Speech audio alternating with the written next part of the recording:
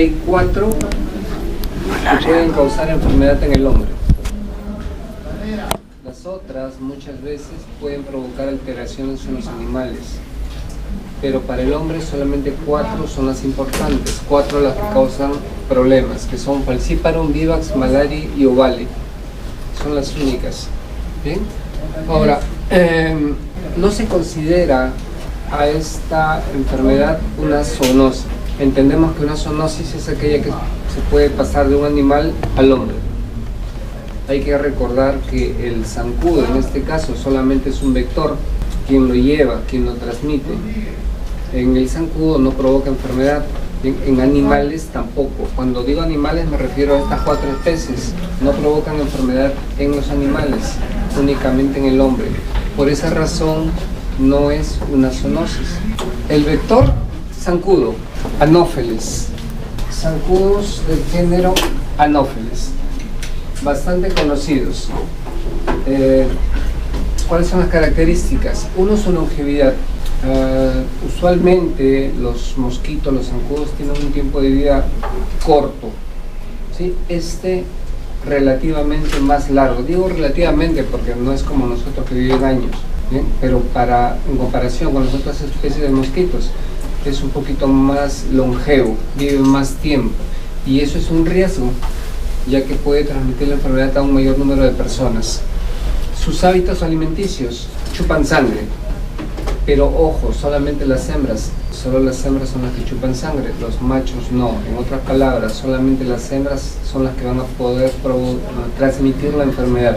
La razón, pues las hembras ponen huevos y necesitan un mayor aporte proteico, de ahí que tengan que alimentarse de sangre. Los machos solamente se alimentan de savia de los árboles. ¿Cuáles son las zonas donde viven? Zonas húmedas, lluviosas, donde hay bastante humedad.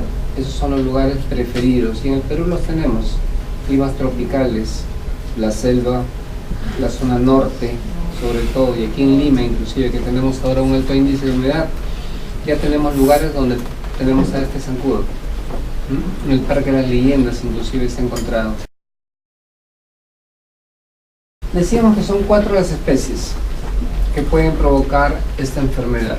Vamos a entender primero su ciclo evolutivo, y acá sí vamos a hacerlo un poquito lento. Tienen que entender bien cómo es el ciclo evolutivo para que al momento de hacer el diagnóstico puedan identificar. Hay que recordar, no solamente es identificar género, tenemos que identificar especie. Eso es importante.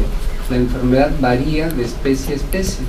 Algunas de ellas son más peligrosas, como el caso de Falciparum, otras relativamente más benignas, como el caso de Plasmodium vivax. ¿Bien?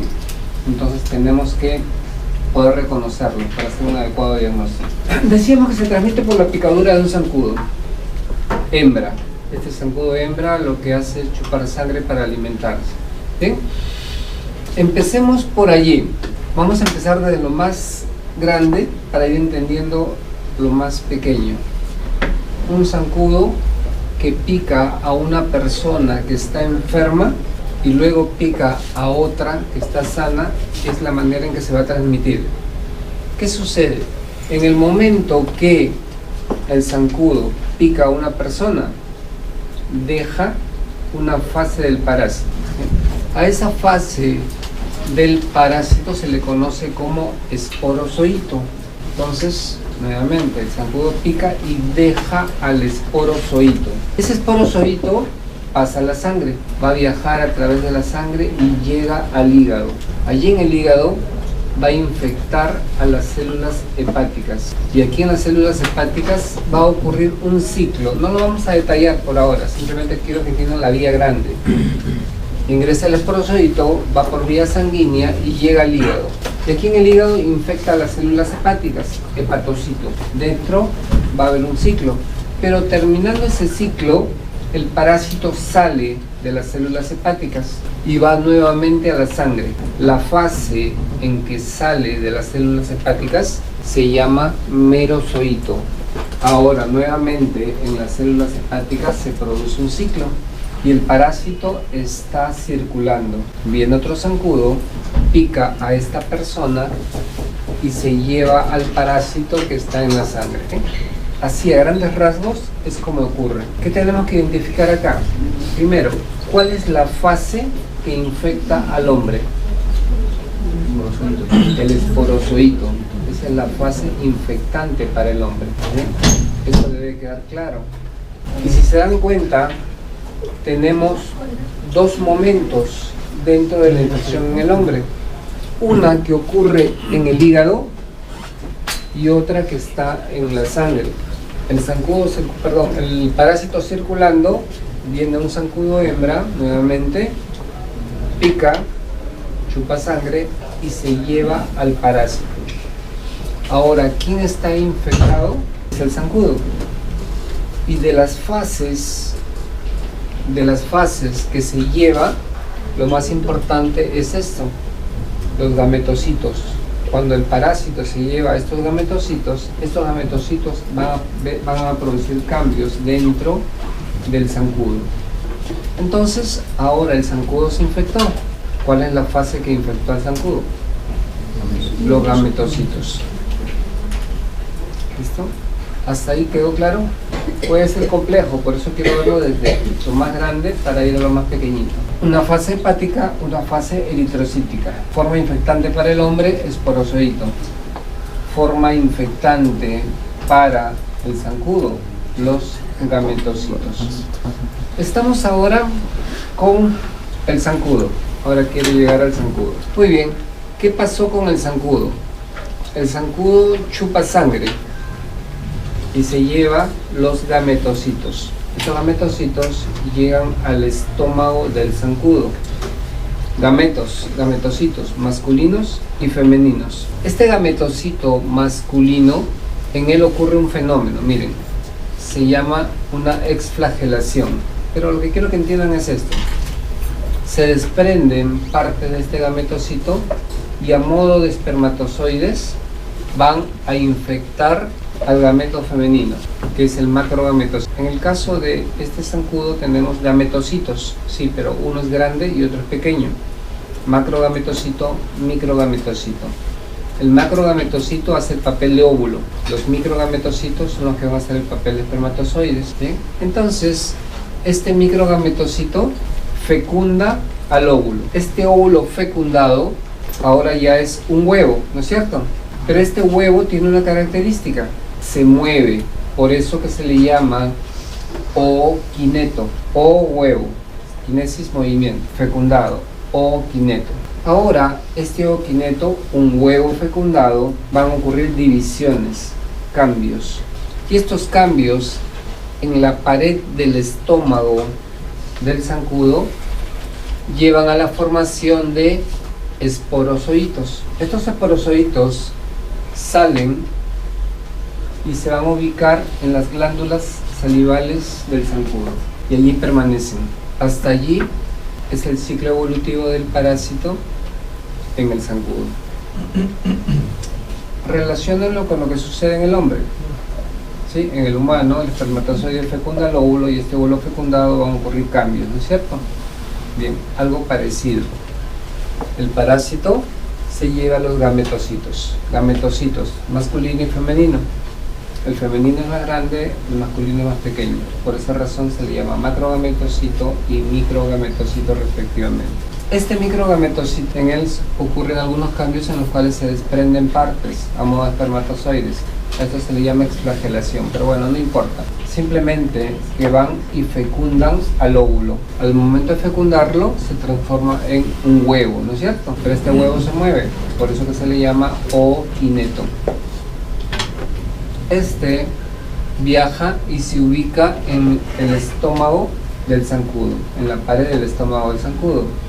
Y aquí ocurren cambios, divisiones, hasta que se forman los llamados esporozoitos.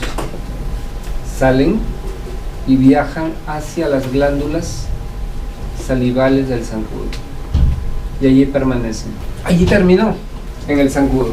Este es un zancudo hembra, son los únicos que chupan sangre y este necesita continuar alimentándose. Va y busca a otra persona, encuentra a uno que está sano, pica para chupar sangre. ¿Qué ocurre? ¿Qué pasa cuando nosotros nos pica un zancudo? ¿Cuál es nuestra reacción? aplastarlo, darle un manazo, ¿no es cierto? Este zancudo quiere evitar eso, quiere pasar desapercibido. Entonces, en su saliva tiene una sustancia que es anestésica. Además, tiene un efecto anticoagulante. Él necesita seguir chupando sangre. Está chupando y se coagula, se le obstruye la trompa. Entonces, necesita seguir chupando sangre. La saliva tiene un doble efecto, anestésico y además es anticoagulante. De tal manera que cuando pica, deja saliva. Pero lamentablemente, al dejar saliva, ¿qué tiene en la saliva? Esporozoitos. ¿Y cuál era la forma infectante para el hombre? El esporozoito, ¿no es cierto? Entonces nos deja los esporozoitos y ya estamos infectados. Bien, ingresó los esporozoitos. Recuerden lo que vimos hace un momento. Ingresaba el esporozoito, viajaba por la sangre, llegaba al hígado, hacía un ciclo, luego sale del hígado para pasar a la circulación sanguínea y nuevamente tenemos gametocitos, ¿sí? Regresamos al mismo ciclo. Bien. Mosquito infectado va a picar al hombre y al picarlo le deja los esporozoitos. Estos viajan por la sangre y llegan al hígado. Van a infectar a las células hepáticas. No quiero detallar lo que sucede aquí en el hígado, simplemente quiero que lo entiendan. Me interesa más lo que sucede en la sangre. ¿De acuerdo? Bien, llega al hígado, infecta células hepáticas. En las células hepáticas van a ocurrir cambios. Esos cambios progresan hasta que se forman los llamados merozoitos. Y estos merozoitos salen del hígado y pasan a la sangre. ¿Bien? Pero aquí ocurre algo interesante. Un grupo de estos que estaban transformándose en el hígado se quedaron dormidos. Y se quedaron, nadie les pasó la voz. Bien, los demás salieron como merozoitos, pero algunos de ellos se quedaron dormidos ahí en las células hepáticas. A eso se les llama hipnozoitos. ¿Sí? Como algunos hipnozoitos que estoy viendo por acá. Pero hipnozoitos se quedaron dormidos. Nadie les pasó la voz, por si acaso, déjenlos dormidos ahí. Continuemos. Bien, salen como merozoitos, salen del hígado como merozoitos. Bien, y ahora como merozoitos van a infectar a los glóbulos rojos. Bien, nuevamente tenemos una fase hepática y una fase eritrocítica. ¿Sí? Infectaron células hepáticas, infectaron eritrocitos, hematíes. Vamos a ver qué pasa en la sangre. Salieron como merozoitos. ¿Recuerdan? Bien. Listo. Acá está el merozoito que salió del hígado. Ahí lo tienen. Y ese merozoito infecta al glóbulo rojo. Recuerden ustedes, ya lo hemos mencionado algunas veces, que la célula que va a recibir al parásito, a la bacteria, al hongo, al virus, tiene que tener un receptor, ¿cierto? Si no tiene receptor, no va a ser infectado. Estos glóbulos rojos tienen que tener dos características. Uno, ser jóvenes. Glóbulos rojos viejos no son infectados porque las características de la membrana se van perdiendo. Tienen que ser jóvenes. Entonces, los más factibles de ser infectados, ¿cuáles serán? ¿Qué tipo de hematíes? Blasto, en la médula. Reticulocitos, los más jóvenes. Son los más factibles de ser infectados. Se ha visto una relación muy estrecha. ¿Recuerdan que vimos grupos sanguíneos? Algo mencionamos, pero ustedes ya lo habían visto, ¿no es cierto? Y les decía, hay muchos sistemas de grupos sanguíneos. Nos hemos abocado en ABO y en RH, pero hay más. Dentro de ellos, el DAFI.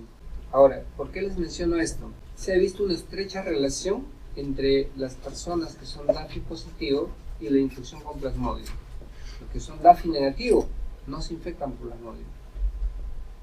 Entonces, aparentemente, esos azúcares receptores son los mismos que el sistema DAFI.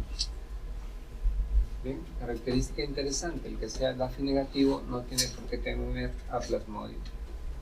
No va a ser infectado. Pero bueno, necesita un receptor y tenemos al merozoito. Ingresa el merozoito, ya está dentro del glóbulo rojo. Y dentro del glóbulo rojo se transforma en lo que se llama un trofozoito. ¿Qué características tiene ese trofozoito? Observen, tiene un núcleo que se pinta de rojito. Aquí está coloreado, y acá está coloreado. Recuerden que coloreábamos con Bright o con Yemsa. Para este caso se prefiere el Yemsa, pero se ven similares. ¿Bien? El núcleo, miren, rojito, y tiene un citoplasma que rodea a ese núcleo. Da la apariencia de un anillo de compromiso. Se le llama a veces fase anular, pero su nombre es trofozoito. Y ese trofozoito va a crecer. ¿Pero qué crece del trofozoito? El citoplasma. Y entonces vamos a tener un citoplasma más amplio, pero ojo, importante, sigue teniendo un solo núcleo. Y mientras tenga un solo núcleo, así el citoplasma sea grande, va a seguir siendo trofozoito. Podríamos llamarlo trofozoito joven, trofozoito adulto o viejo si quieren, ¿no? Adulto mejor, claro, para no faltarle el respeto. ¿Ven? Sigue siendo trofozoito. Ojo, claro, fase diagnóstica, sigue siendo trofozoito. Ese trofozoito, ahora el núcleo se divide. Tenemos un citoplasma desorganizado, grande, y divisiones del núcleo. Se transformó en lo que se llama un esquizonte. Ahora se acomoda un poco más y el citoplasma rodea cada uno de los núcleos. Observen. Rodea cada uno de los núcleos. Sigue siendo un esquizonte. Si quieren, un esquizonte joven, un esquizonte adulto. ¿Bien? Pero mientras haya división, va a ser esquizonte. Pero ese esquizonte, así como está ahora, miren, en la que está el núcleo y rodeando al núcleo citoplasma, lo que está dentro se les llama merozoitos. Se rompe este glóbulo rojo y estos merozoitos salen a la circulación y van a ir a buscar a otros glóbulos rojos para infectarlos. Y vuelve a continuar ese ciclo. Y así va a seguir, infectando más glóbulos rojos, rompiéndose los glóbulos rojos. En algún momento se sigue repitiendo este ciclo y en algún momento de ese trofozoito, en lugar de convertirse en esquizonte, se convierten en gametocitos. Y esos gametocitos es la fase que va a infectar el zancudo. ¿Se acuerdan? El zancudo chupa, se lleva todo, pero lo que le va a interesar a él es esto, los gametocitos, porque estos son los que van a evolucionar dentro del zancudo. Ojo, esto hay que entenderlo para que puedan hacer el diagnóstico. Esto es lo que van a observar. Cuando van a tomar la muestra de sangre, esto es lo que van a observar. Si no ubican esta fase, se les va a complicar el diagnóstico. Puntos claves. Una vez infectado el glóbulo rojo, una fase que tiene un núcleo y citoplasma rodeándolo. Ese es un trofozoito. Puede seguir creciendo el citoplasma, pero mientras tenga un solo núcleo sigue siendo trofozoito. Cuando ya ese núcleo se divide, pasa a ser un esquizonte. Ese esquizonte va a evolucionar, pero sigue siendo esquizonte. Mientras haya varios núcleos, así el citoplasma esté desorganizado o el citoplasma esté rodeando a cada uno de esos núcleos, sigue siendo esquizonte. Esto se rompe y estos merozoitos, que es como se le llama, van a salir a infectar a otros glóbulos rojos. Ese es el ciclo evolutivo del Plasmodium. Sucede igual para todas las especies. Van a haber variaciones pequeñas, pero sucede igual para todas las especies. ¿El reservorio final o definitivo qué sería el mosquito? No, el mosquito solo es el transmisor, es el vector. El reservorio es el hombre. Su compañera dice, pero aquí dice que el hombre es intermediario y el mosquito es el definitivo. ¿Qué dicen? Ustedes son grandes parasitólogos hasta el momento. Ya llevaron su curso de parasitología 1, 2 y 3. Recuerden que en los parásitos tienen fases, ¿cierto? Y dentro de esas fases, en alguno de los hospederos se hace la reproducción sexual del parásito y en otros no. Donde se hace la reproducción sexual se le llama definitivo. Ese es el hospedero definitivo. No significa que ahí cause la enfermedad, por si acaso. Significa que donde hace la reproducción sexual es allí donde se le llama hospedero definitivo. Y en el hospedero donde no hay ese cambio sexual es el intermediario. En este caso, la reproducción sexual, si se dieron cuenta, se daba en el mosquito. Macrogametocito, microgametocito y es fecundado, ¿sí? Por eso que es el intermediario. Perdón, el definitivo. Bien, seguro. Se olvidaron de los que se quedaron dormidos, los sinusoides. Esos sinusoides se quedaron dormidos y allí quedaron dormidos, nadie les pasó la voz. Esto continuó, pasa la enfermedad y ellos siguen dormidos. Pero en un momento se quedó. Así es, y ese es el gran problema. ¿Por qué? Porque si damos tratamiento, vamos a eliminar a todos los que están circulando, nos matamos, ¿sí? Pero el medicamento no llega al hígado. Y entonces esos que se quedaron dormidos se salvaron. Hace el tiempo y por algún motivo se despiertan. Y al despertarse salen a la circulación y vuelven a causar la enfermedad. ¿Cuál es el problema de los sinusoides? ¿Qué causa? Ojo, ¿entendieron esto? Bien, entonces se dan cuenta qué causa. Ruptura de glóbulos rojos. Eso lleva a anemia, ¿cierto? Disminución. Ahora, esa ruptura de glóbulos rojos significa que el contenido de glóbulos rojos es liberado a la sangre, lo cual no debería suceder. Por algún motivo los glóbulos rojos tienen dentro ese contenido, ¿cierto? No sale. Hemoglobina, por ejemplo. Hemoglobina está contenida en el glóbulo rojo por una razón, no está circulando. Pero en este caso es liberada, producto de la destrucción.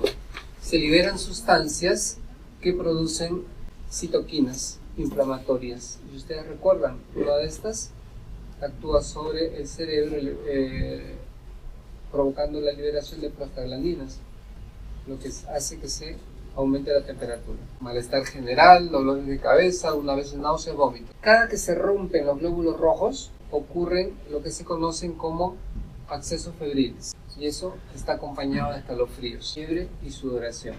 Cada que se rompen los glóbulos rojos. Eso no es continuo.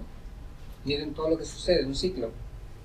¿Sí? Y ese ciclo puede ser de 48 horas o puede ser de 72 horas, dependiendo de la especie del parásito. Algunos cada 3 días, otros cada 4 días. ¿Sí? A esos escalofríos, fiebre, sudoración, se les conoce como terciana o cuartana, dependiendo del espacio de tiempo. Si es cada 3 días, terciana. Si es cada 4 días, cuartanas. Esa destrucción de hematíes, anemia, ya lo sabemos, ¿cierto? Pero acá la anemia está provocada por 2 razones. Uno, el parásito, ya vimos que está destruyendo el glóbulo rojo. Pero por otro lado, el sistema inmunológico también reacciona y va a buscar a los glóbulos rojos para destruirlos, porque sabe que están infectados. Esa doble acción lleva a una anemia intensa. Muerte de hematíes, tienen que ir a ser eliminados a un sitio, ¿cierto? Vaso, hígado, empiezan a crecer, tienen mayor trabajo, hiperplasia. La médula ósea tiene que mandar más hematíes, necesita más tejido, también hay una hiperplasia medular. Y la cosa se va complicando. Ahora, de estas especies, la más grave se dice que es la de Plasmodium falciparum. Hay razones para ello. ¿Han visto las fases, cierto? Bien. En el caso de Plasmodium falciparum, tiene una característica muy interesante. El parásito en sí, cuando está en el glóbulo rojo, provoca unos cambios en la membrana del hematíe, lo que no ocurre con los otros. Esos cambios hacen que la membrana sea más pegajosa, de tal manera que ese glóbulo rojo se queda pegado en la pared de los vasos sanguíneos. Ahora imagínense, muchos plasmodium se van quedando pegados en la pared del vaso sanguíneo y ese vaso sanguíneo empieza a obstruirse.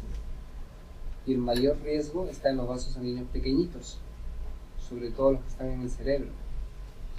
Se obstruyen. A eso se le va a llamar después infarto, ¿no es cierto? Muerte cerebral. ¿Ven la gravedad? Por eso se conoce que esta es la forma maligna. Plasmodium falciparum provoca la enfermedad maligna. En el caso de Vivax es el más benigno, por decir así. Provoca todo lo que hemos mencionado, pero no con las complicaciones que tiene Plasmodium falciparum. El periodo de incubación va a depender del parásito, de la especie. En el caso del Vivax vale cada 3 días. En el caso de Plasmodium falciparum y malaria, cada 4 días. ¿Cómo se transmite? De persona a persona, no, tiene que haber un vector, ¿no es cierto? En este caso es zancudo, pero se han visto casos en los cuales transfusión sanguínea. Es lógico, porque al momento de transfundirse ya están ahí los merozoitos, y son los merozoitos los que infectan, ¿no es cierto? Ahora, se ha visto también caso de transfusión congénita, madre y niño. Tratamiento, los hay, para suerte nuestra, y son derivados de algo muy conocido por nosotros, el árbol de la quina, ¿no es cierto? ¿Y dónde está el árbol de la quina? En el escudo. Es el único sitio. La verdad que sí, el único sitio, porque ya no tenemos árbol de la quina. Ya todos se lo han llevado. Lamentablemente se lo han llevado y luego no lo venden como medicamento, ¿no? No hemos sabido proteger. En cambio los chinos han sido más inteligentes. Tienen también unos productos, unas hierbas, por decir así, y lo han protegido, lo han patentado, y nadie puede hacer ni siquiera estudios si es que no les pagan a los chinos. En cambio que en el Perú permitimos que se lleven nuestros arbolitos, el pico, en eso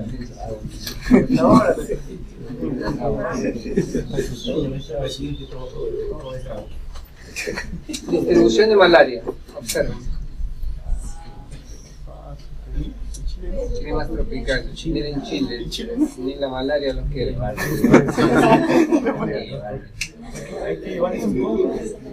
Pero casi toda América, África, Asia, zonas endémicas totalmente de malaria.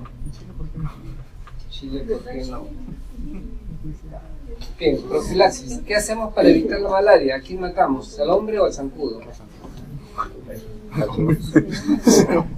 Claro, porque si no hubiera hombre, el zancudo no se infecta, ¿no es cierto? Pero si no hubiera zancudo, tampoco se infecta el hombre. La idea es destruir al zancudo, algo complicado.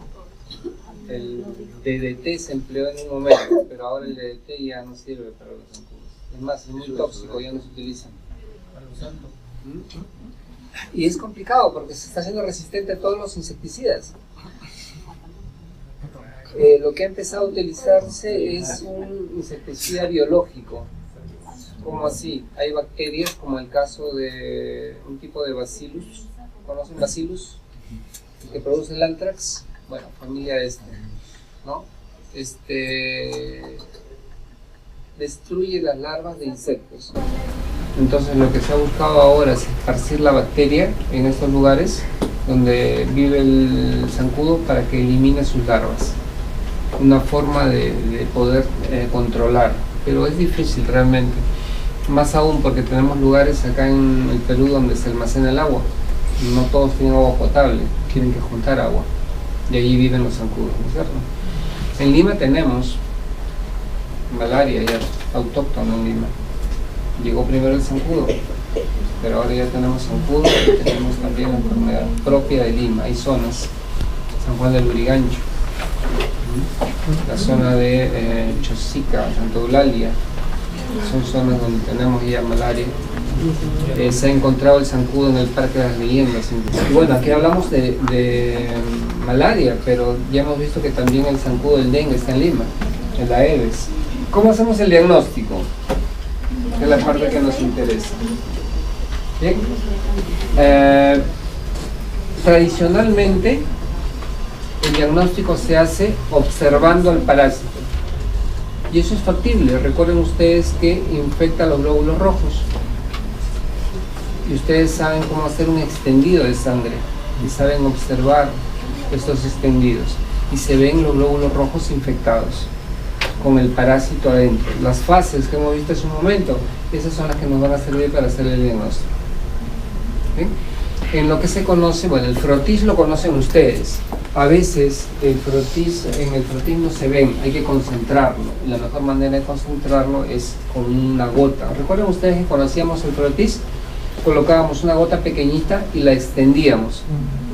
¿Sí? Pero si queremos concentrar, dejemos la gota que se seque. Entonces ustedes dirán, sí, pero si dejo la gota no se va a ver.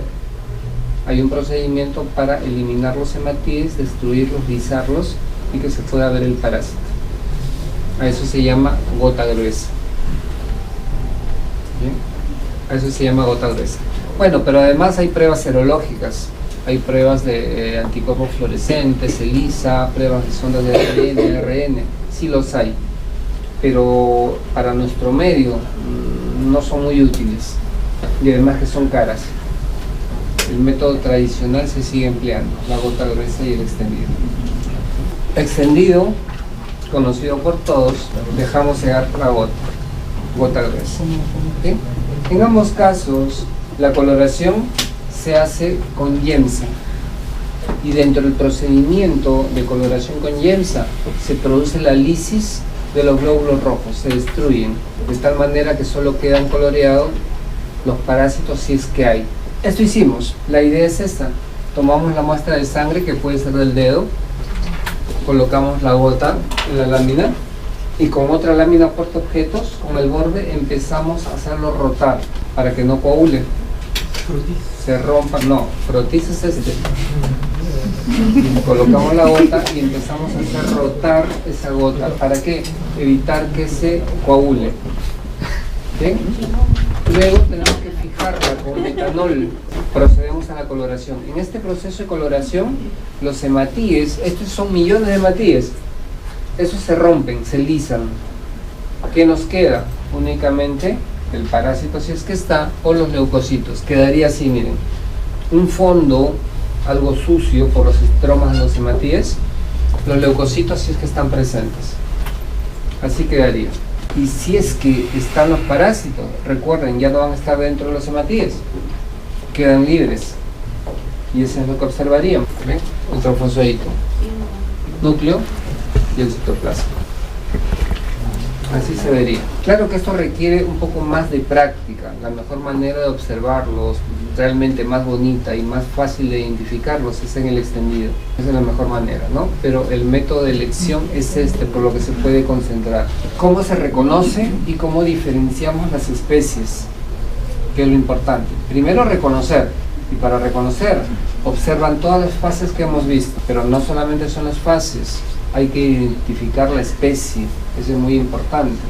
El tratamiento, si es Vivax o si es Falciparum, difiere bastante. ¿Qué estadios teníamos?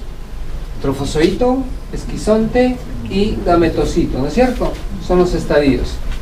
De estos, probablemente los más frecuentes sean el trofozoito y el esquizonte. ¿Sí? Eso es lo que hemos visto. Muy bien. ¿Cómo diferenciamos?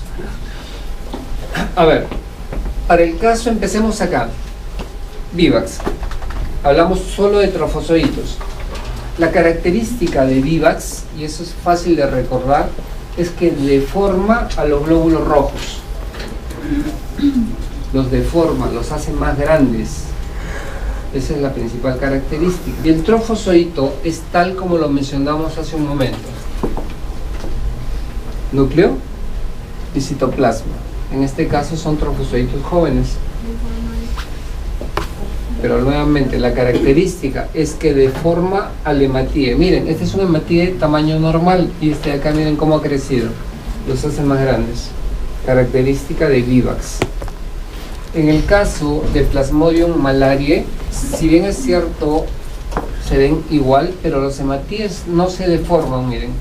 Inclusive se hacen un poquito más, algunos dicen un poquito más cuadraditos.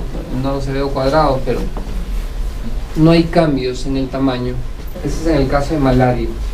Lo otro, que malaria no hemos encontrado en el Perú. Los casos que han habido vienen de Ecuador a veces, pero no hemos encontrado en el Perú. Lo que sí hay bastante es Vivax y Falciparum. Y en el caso de Falciparum, la característica es que el hematíe puede tener más de un trofozoito. Usualmente es uno. Recuerden que solamente ingresó un merozoito, ¿no es cierto? Y ese merozoito es el que se transforma en trofozoito. En el caso del Plasmodium falciparum, la característica es que puede tener más de un trofozoito. Veamos sobre todo vivax y falciparum, que es lo que tenemos en el Perú. Vivax de forma, falciparum no de forma y puede tener más de un anillo. Ese es en el caso de los trofozoitos. En el caso de los gametocitos, eso sí es bastante sencillo. En el caso de Plasmodium vivax, miren, el núcleo hacia un extremo y el hematíe como toma una forma algo ovalada. Y en falciparum, eso no lo olviden, forma de platanitos. Así son los gametocitos. Y es la forma más sencilla de reconocer a Plasmodium falciparum, si encontramos gametocitos. Esas formas características, como platanitos. Gametocitos. ¿Cómo era el autor del vivax? Vivax. El hematíe, ya sabemos que está deforme, más grande, pero algo ovalado. Y observen la característica del gametocito. El núcleo retraído hacia un extremo y el citoplasma granular. En los esquizontes, bueno, acá mencionamos el esquizonte de vivax y de malaria. Ya dijimos hace un momento, ¿sí? Núcleos ya divididos. Y el citoplasma que puede estar rodeando o totalmente disperso. ¿Por qué no se menciona acá el esquizonte de Plasmodium falciparum? ¿Por qué creen que no mencionamos el esquizonte de Plasmodium falciparum? ¿Porque no hay? No, sí hay. No va a haber modificaciones, pero es esquizonte. Les dije, la característica de Plasmodium falciparum es que se adhiere a la pared de los vasos sanguíneos. La fase en la que se adhiere es la de esquizonte. Es por eso que el esquizonte no se observa cuando hacemos el extendido. Todos están pegados. Observen. Hematíes grandes, observen la presencia del parásito. Y estas granulaciones que tienen, características también, son las granulaciones de Schaffner, en el caso de Plasmodium vivax. Así se les llama, granulaciones de Schaffner. ¿Qué significa eso? Gránulos, recuerden que el Plasmodium está comiendo, ¿sí? En otras palabras, está mordiendo al hematíe. Y eso provoca estas granulaciones. Y algunas veces se forma un pigmento, llamado pigmento palúdico. Es un pigmento amarillento. Una vez puede observarse.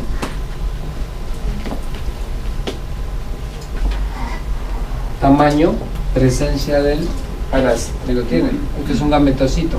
Miren la forma granular. ¿Qué son estos? Y este, base anular, trofozoito, ¿sí? Y miren este. Hay infecciones mixtas, por si acaso. ¿Sí? Hay infecciones mixtas. La misma persona tiene Plasmodium falciparum y tiene Plasmodium vivax.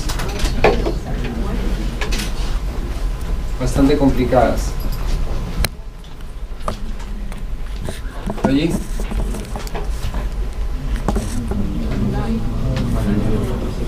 Ahí se está tratando.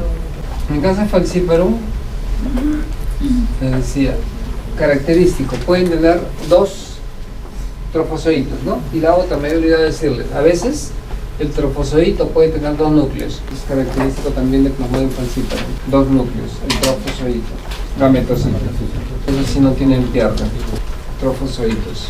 Si conocen bien la biología es fácil hacer el diagnóstico. Pero si no conocen la biología, no sabes qué fase es, después se reconoce. Lo de malaria no tenemos, pero miren el hematíe se hace un poco más compacto inclusive, ¿no? Es en el caso de malaria y bueno, no lo tenemos acá. Ahí tienen un esquizonte ya maduro, ese es el gametocito, los trofozoitos. En el ovale, bueno, no lo tenemos, este está en África, pero es sencillísimo, la forma alargada que tiene el hematíe. Ovale, ahí el nombre, ¿no? Ovale, esa es la característica. Miren la forma del hematíe, se hace ovalada totalmente. Bien, ¿fácil? Fácil, ya saben, ya conocen. Imagínense que se van a hacer su serum y los ponen a hacer el diagnóstico de malaria de un paciente. Porque eso va a suceder, es lo que se hace en las zonas alejadas. Bastante malaria, más ahora que la tenemos en Lima. A ver, ¿qué dicen? Los oídos solamente se van a presentar en lo que se van a almacenar mejor en las células hepáticas. ¿Cuáles? Sí, se quedan dormidos allí. Después salen ya como merozoitos cuando se despiertan. ¿Cómo sería el diagnóstico para hacer? Tendrías que sacar el hígado. Sí, sácale. En este caso, el hipnozoito, como te digo, no sabes si es que está presente. Es por eso que el tratamiento se hace por diferentes etapas. Presentas el cuadro, te dan tu tratamiento, pero debes regresar para otras dosis, buscando que se despierten y los eliminen, ¿no? ¿Qué es? Falciparum. ¿Por qué? Vivax. ¿Por qué Vivax?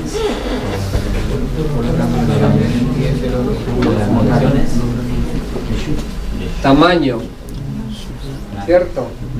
Hay granulaciones. En el caso de Vivax son las granulaciones de Schaffner, pero ojo, los otros parásitos también tienen granulaciones. Son Mauler, son Vivax.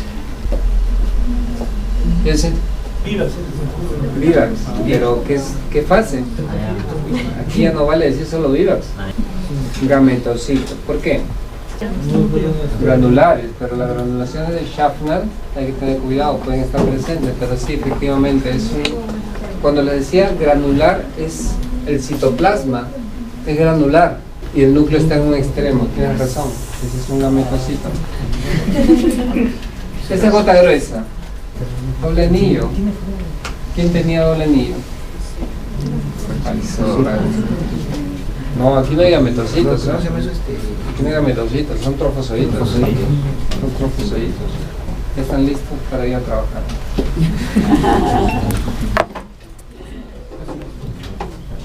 Ahora, complicado no es. Sí se necesita práctica, definitivamente. Se necesita práctica. Como les decía, lo importante es conocer la biología del parásito. Si conocen la biología del parásito pueden identificar fácilmente cuál es la fase. Y es necesario, la especie tiene que ser correctamente identificada. Pero no la van a identificar si no conocen las fases, porque cada fase tiene su particularidad. ¿Sí? Como han visto, en el caso de Vivax, lo característico es el tamaño. ¿Bien? En Falciparum, la presencia de dos anillos, o a veces un anillo con dos núcleos, y el gametocito que tiene forma de platanito. Entre Vivax y Falciparum es más fácil la identificación, y en el Perú tenemos ambos, Falciparum y Vivax. No, suerte nuestra que no hay malaria, o vale tampoco, así está restringida en África. Pero tenemos malaria en nuestra realidad y hasta en Lima, así que si van a hacer su serum van a ver de todas maneras malaria y tienen que estar preparados para identificarlo.